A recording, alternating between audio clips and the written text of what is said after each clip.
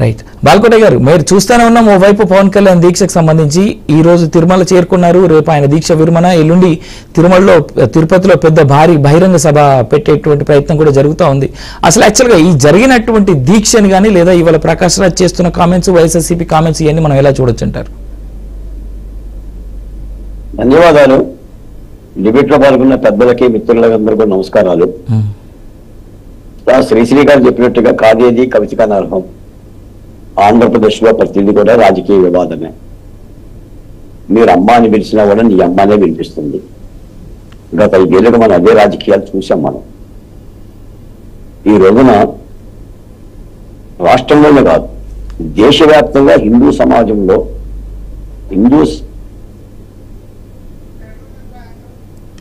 Sir మీరు మాట్లాడండి బాల్కోట గారు, మీ వాయిస్ బ్రేక్ అవుతుంది. ఓకే ఓకే ఓకే ఈ రోజున ఆంధ్రప్రదేశ్లోనే కాదు దేశవ్యాప్తంగా హిందూ సమాజం బోనులో వినిపిస్తున్న జనగం గారు వినిపిస్తుందండి బాల్కోట గారు మాట్లాడండి. హిందూ సమాజం బోనులో వైసీపీ పార్టీ దోషిగా నిలబడింది. అది యథార్థం. దాని నుంచి బయటపడేందుకు వైసీపీ పార్టీ పడదాని పాటలు పడుతుంది. ఆ నేపథ్యంలో భాగమే సుప్రీంకోర్టులో రాజకీయ పిటిషన్ వేసిందని నా భావన. ఆల్రెడీ హైకోర్టులో వైవి సుబ్బారెడ్డి గారు పిటిషన్ వేశారు. అసలు ఈ తిరుపతి లడ్డు వ్యవహారం మీద విజిలెన్స్ కమిటీ రిపోర్ట్ ఆపమన్నాడు ఆయన. ఆ పిటిషన్ అలా ఉండగానే ఇప్పుడు సుబ్రహ్మణ్య స్వామి గారు కానీ వైవి సుబ్బారెడ్డి గారు కానీ మళ్ళీ సుప్రీంకోర్టులో దరఖాస్తు చేశారు. దాని మీద సుప్రీంకోర్టు ప్రధానమైన 4-5 ప్రశ్నలను అడిగింది ప్రభుత్వాన్ని. ఇప్పుడు సుప్రీంకోర్టు సమాచారం నిమిత్తమో లేదంటే దాని విచారణ నేపథ్యంలో ప్రధానమైన ప్రశ్నలు అడుగుతుంది. ఆ ప్రశ్నలో అడిగింది, మీరు లడ్డూలో కల్తీ జరిగిందని మీరు ఎలా భావిస్తున్నారు? మీరు టెస్ట్ రిపోర్టుకు పంపించారా? సెకండ్ రిపోర్ట్ కూడా తీసుకున్నారా? నిర్ధారణ కాకుండానే ముఖ్యమంత్రి గారు ఎలా మాట్లాడగలిగారు? ఇలాంటి కొన్ని ప్రశ్నలు ప్రభుత్వాన్ని అడిగింది. దానికి ప్రభుత్వం సమాధానం చెప్తుంది. ఇప్పుడు తేలి అంశం కూడా కాదు. కాకపోతే ఇప్పుడు ఏంటంటే వైసీపీ పార్టీ దీనిని అనుకూలంగా మార్చుకొని అసలు సుప్రీంకోర్టు లడ్డూలో కల్తీ జరగలేదని తీర్పు చెప్పేసిందని చెప్తుంది. వెంటనే చంద్రబాబు నాయుడు గారు 24 గంటలు రాజీనామా చేయాలని కోరుతున్నారు. 1 గంట కూడా ఎక్స్ట్రా ఇవ్వట్ల టైం. ఆ ప్రక్రియ జరుగుతుంది. ఇప్పుడు ఈరోజు నేను అడుగుతున్నానండి, పవన్ కళ్యాణ్ గారు తిరుపతి వెళ్ళి దేవుని సందర్శించుకుంటే వచ్చిన నష్టం ఏంటండి వైసీపీ పార్టీకి కానీ ఇతర విమర్శించే వాళ్ళకి కానీ? లేదా కనకదుర్గమ్మ మెట్లను శుభ్రం చేస్తే శుద్ధి చేస్తే వచ్చే నష్టం ఏంటి సార్? ఈ రోజున వైసీపీ పార్టీ ఒక మాట చెప్తున్నాం సార్, ప్రభుత్వం తరపు కాకపోయినా కూడా ఇది హిందూ సమాజం. లడ్డూ అంశంలో కల్తీ జరిగిందా లేదా అనే అంశం నిజమా అబద్ధమా ఈ రెండే తేలాలి సమాజం ముందు. నిజానికి కనుక వైసీపీ పార్టీ ఎలాంటి ఇబ్బంది చేయకోకుండా ఉంటే మీరు విచారించుకోండి, ఏ విచారణకైనా మీరు సిద్ధమని ఏకవాక్యం చెప్పాలి.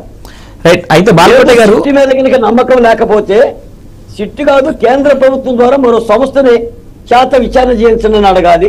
బాల్కోట గారు నేనేమంటానంటే మనతో పాటు గఫూర్ బాల్కోట గారు తప్ప చేస్తుందే వైసీపీ పార్టీ నా భావనలో.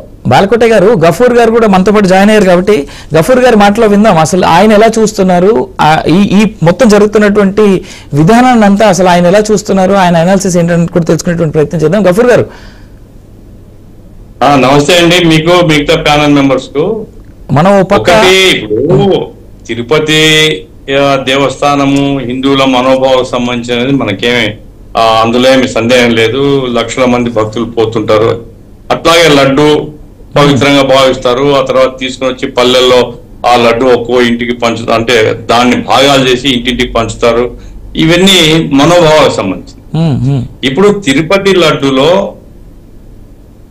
కల్తీ జరిగిందా లేదా అనేటువంటిది ఒక డైరీ రిపోర్టు, నేషనల్ డైరీ బోర్డుకు సంబంధించినటువంటి రిపోర్ట్ ఉంది. ఆ రిపోర్ట్ మీద ఇన్వెస్టిగేషన్ చేయొచ్చు, ఆధారాలుంటే బాధ్యుల్ని శిక్షించవచ్చు, ఎవరికేం అభ్యంతరం లేదు. అయితే దీన్ని ఉపయోగించుకొని మత భావనలు రెచ్చగొట్టేటువంటి పద్ధతిలో పవన్ కళ్యాణ్ గాని చంద్రబాబు నాయుడు గారు చేయడం మాత్రం హర్షణీయం కాదు. బీజేపీ వేరే కార్యక్రమం లేదు, బీజేపీ కార్యక్రమం చేస్తుంది. మరి వీళ్ళు పెద్ద మెజార్టీతో గెలిచారు, 164 సీట్లు వచ్చినాయి వాళ్లకు. పరిపాలన బాగా చేయడం ఎట్లా, పరిపాలనలో కాన్సన్ట్రేట్ చేయడం కాకుండా ఈ సున్నితమైనటువంటి అంశాన్ని రెచ్చగొట్టడం అనేటువంటిది ఏం ప్రయోజనం అండి? ఇది మత విద్వేషాలను పెంచేటువంటి పద్ధతిలో పోవడం తప్ప ఏమిటి? క్రిస్టియనా, హిందువా, ఏం చర్చ, ఏం అవసరం అండి? ఇప్పుడు క్రిస్టియన్లందరికీ ఏం భాగస్వామ్యం ఉందా ఆ కల్తీలో? కాదు. అతను ఎవరో క్రిస్టియన్ అయినారు అనుకోండి, శిక్షించండి. ఎవడొద్దన్నాడు? ఆధారాలు ఉంటే అతని మీద కేసు పెట్టండి, శిక్షించండి. కమ్యూనిటీని ఎందుకు ఆగుతారు మీరు? పవన్ కళ్యాణ్ గారు ఆయన పెద్ద సినిమా నాయకుడు, సినిమా హీరో, ఆయన గ్లామర్ ఉంది. అరే అట్లాంటిది వదిలిపెట్టి ఆయన మాల వేసుకొని అట్లాగే ఆయన వేషధారణ మార్చుకొని ఏం అవసరం ఉంది? Deputy chief minister of Andhra Pradesh ఆయన అంటే ఒక సున్నితమైనటువంటి మత విషయాన్ని పట్టుకొని ఇంకా ఆధారాలు ఉన్నాయా లేదా తేలక ముందే దాన్ని అంత పెద్ద ఇష్యూ చేయడం మాత్రం సరైనది కాదు. సుప్రీంకోర్టు చెప్పింది, చాలా కరెక్ట్ గా చెప్పారండి. Let the enquiry continues. ఎంక్వైరీలో కనుక తప్పు తెలితే చైర్మన్ ది బాధ్యుడా, టిటిడి ఎవరైతే ఈఓ ఉంటాడో అతను బాధ్యుడా, లేదు కొనుగోలు చేసే మార్కెటింగ్ వాళ్ళు బాధ్యులా? ఈ చర్చ శిక్షించండి, ఎవరికేం అభ్యంతరం లేదు. అయితే దీన్ని మతం కలరిచ్చి రాజకీయాలు పులమడం మాత్రం సరైనది కాదు అనేది మేము అభిప్రాయపడుతున్నాం. రైట్. అదే టైంలో శ్రీనివాస్ రెడ్డి గారు, వైఎస్ఆర్సీపీ కామెంట్స్ ఎందాం. అసలు శ్రీనివాస్ రెడ్డి గారు మీరేమంటారు? మీ పార్టీ ఎలా చూస్తారు? అసలు పవన్ కళ్యాణ్ మాల వేసుకోవడమే తప్ప, లేదా పవన్ కళ్యాణ్ ఇలా లడ్డు వివాదంలో ఆయన ఇంతలా హిందూ పక్షాన మాట్లాడడం తప్ప? సార్, ఇక్కడ మీరు అందరికీ నమస్కారం అండి. ముందుగా మీకు, బీఆర్కే వీక్షకులకు, పాల్గొంటున్న పెద్దలందరికీ కూడా నమస్కారం. ఇద్దరు చెల్లెమ్మలు కూడా కనిపిస్తున్నారు, వాళ్ళందరికీ కూడా నమస్కారం. నేనేమంటున్నానంటే ఇది మా బాగా అలవాటు అయిపోయింది సార్. వైసీపీ అంటూ. వైసీపీ కాదు, ఇక్కడ వైసీపీ రాజకీయం చేయట్లా. బాలకోట గారు తెలుసుకోండి. రాజకీయం చేస్తున్నటువంటి పవన్ కళ్యాణ్ గారు, నేను రాజకీయం చేస్తున్నటువంటి చంద్రబాబు నాయుడు గారిని సుప్రీంకోర్టు ప్రశ్నించింది. ఇవాళ బ్యాన్ రైటం ఏంటంటే, చంద్రబాబు నాయుడు గారి మాటలు నిజమనుకొని ఇదే పత్రిక తిరుమల లడ్డు అపవిత్రమైందనేటటువంటి వార్తలు రాసినటువంటి ఈ పత్రిక, మేము తప్పు చేశాం, ట్రాన్స్ లోకి వెళ్ళాం, వీళ్ళు చెప్పినటువంటి మాటలు నమ్మి ట్రాన్స్ లోకి వెళ్ళాం, ఆ తప్పు నుంచి వీళ్ళు బయటపడటానికి ఒక ప్రయత్నం చేస్తా ఉన్నారు. ఆ ప్రయత్నంలో భాగంగా వీళ్ళు పెట్టిన హెడ్డింగ్ ఏంటంటే, keep gods away from politics, SI tells Naidu. Chandrababu Naidu గారికి ఇచ్చినటువంటి కెన్ యూ హియర్ మీ అండి? మీరు వినిపిస్తున్నారండి, మాట్లాడండి శ్రీనివాస్ రెడ్డి గారు. ఇప్పుడు చంద్రబాబు నాయుడు గారు ఏదో మరి చెప్పారు కాబట్టి మీరు చేయటం ఏంటండి? చంద్రబాబు నాయుడు గారు మీకు అసలు 18వ తేదీన మీకు కల్పిట్ అయింది అని చెప్పేసి అర్థం కావటం ఏంటి? కంటామినేషన్ అయిందని.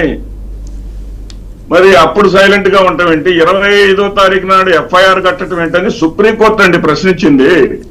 బట్ అదే సుప్రీంకోర్టు సనాతన ధర్మం గురించి ఏ పత్రిక శ్రీనివాస్ రెడ్డి గారు అదే సుప్రీంకోర్టు సిట్ సరిపోతుందా లేదా సెంట్రల్ కమిటీస్ లో ఉన్నటువంటి వాళ్ళని ఎవరైనా నేను అడగమంటారా అనేటువంటి మాట సిట్ను కూడా ప్రశ్నించింది సుప్రీంకోర్టు చాలా స్పష్టంగా అడిగింది. ఇప్పుడు సిట్ గురించి ఒక మాట అండి, తెలుగు అందరికి అర్థమయ్యేటటువంటి భాషలో నేను చెప్తాను. ఒక గ్రామ పెద్ద ఉన్నాడుంటండి. గ్రామ పెద్ద తన ప్రత్యర్థి మీద, తన రైవల్ మీద, ఆ గ్రామంలో ఉండేటటువంటి ఒక రైవల్ మీద ఒక ఆరోపణ చేశాడు. ఆ ఆరోపణని రుజువు చేయమని, నిజానిజాలు తేల్చమని, ప్రత్యర్థి మీద తాను చేసినటువంటి ఆరోపణ నిజానిజాలు తేల్చమని తన కుటుంబ సభ్యులను ఎలా అడుగుతాడండి? గ్రామంలో వాడు తేల్చాలి. అండర్స్టూడ్ శ్రీనివాస్ గారు. అయితే గ్రామంలో వాడు తేల్చాలి. తప్పు నిజంగానే ఆరోపణ చేసినట్టు తప్పుందా లేదని ఆ గ్రామ పెద్దలు. అవును శ్రీనివాస్ గారు, నేను మళ్ళీ మీ వద్దకు వస్తాను. మనతో పాటు ప్యానెల్ లో ఉన్నటువంటి మిగిలిన మెంబర్స్ కూడా మాట్లాడిద్దాం. 18వ తారీఖు నాడు శ్రీనివాస్ గారు కలిసిందని చెప్పేసి రైట్. మనతో పాటు ప్యానెల్ లో మాధవీలత గారు బీజేపీ నుంచి కూడా జాయిన్ అవుతా ఉన్నారు. ఒక మాట చెప్పి నాకు, ఎందుకంటే పవన్ కళ్యాణ్ గారు సనాతన ధర్మం గురించి మీరు అడిగారు. కాదు, పవన్ జనగాం- కళ్యాణ్ గారు నిజంగా సనాతన ధర్మాన్ని పాటించేటటువంటి వ్యక్తి అయితే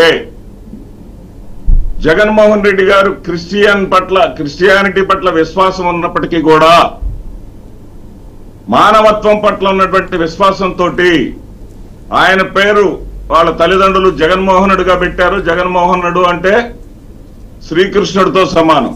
రైట్ రైట్ నేను మీ వద్దకు మళ్ళీ వస్తాను. శ్రీనివాస్ రెడ్డి గారు, మాధవీలత గారు మీరు మాట్లాడనివ్వాలి. జనగాం గారు, నాకు అవకాశం ఇవ్వండి.